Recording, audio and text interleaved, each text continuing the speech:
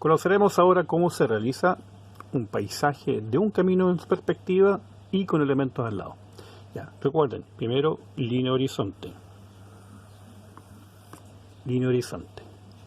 un punto de referencia. Luego de ese punto de referencia abrimos a los costados para crear el efecto de un camino que va en profundidad, aquí hasta el fondo. Bueno, para situarlo en un paisaje de campo, haremos las típicas montañas que nosotros le hemos aprendido, les di a conocer en la clase anterior, ¿ya? Aquí yo puedo ayudarme con geometría para después formar los elementos. Ya, vamos a hacer un ejemplo. Si yo quiero hacer una alameda que va en perspectiva, voy a hacer lo siguiente. Voy a hacer la geometría de un álamo. ¿Ya? Recuerden. Y de este punto y este punto debajo del álamo, yo los voy a lanzar, los voy a tirar con una línea suavecita al punto de fuga, al punto de referencia. Entonces aquí yo puedo ayudarme con un poquito de regla. ¿Ya? Tiro aquí también y me voy con una regla hacia el punto.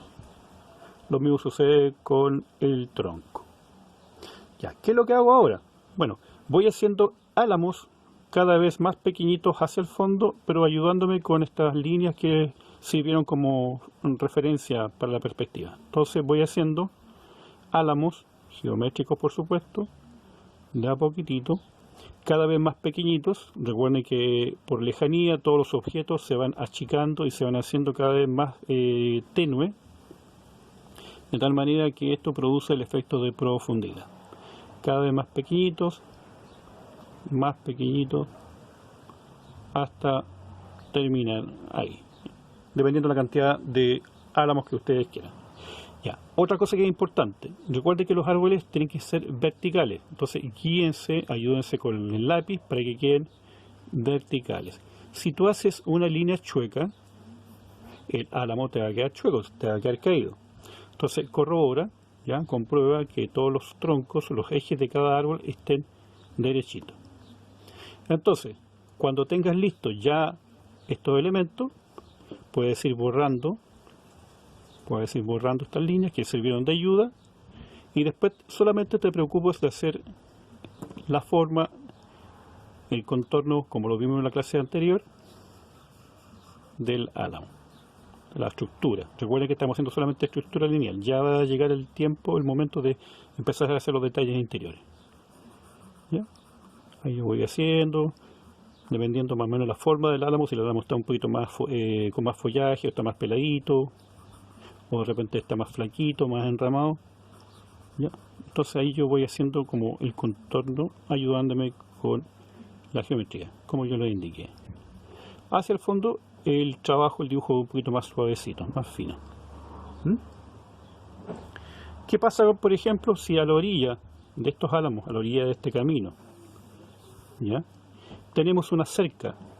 Podemos utilizar la misma línea que nos sirvió de referencia, y podemos hacer una cerquita. Entonces vamos a hacer una especie de cerco con palito, también procurando que estén derechos, y a medida que los palitos van llegando hacia el fondo, son cada vez más juntitos, más pequeñitos. ¿Ya? Ya que yo le puedo hacer la baranda o la vara que determina el límite de este terreno, ¿ya?, como una línea de tren, como una escalera, de tal manera que yo hago entender acá que tenemos un cerco. Ya, si este camino, por ejemplo, tiene tierra o es pedregoso, yo le podría agregar piedras por aquí en el camino, le podría agregar alguna vegetación, algunas hierbas, algunas malezas, etcétera. ¿Ya? Entonces ahí tenemos ejercicio de perspectiva, ya ayudándome con la línea de horizonte y con la línea de punto de fuga para hacer profundidad de álamos hacia el fondo.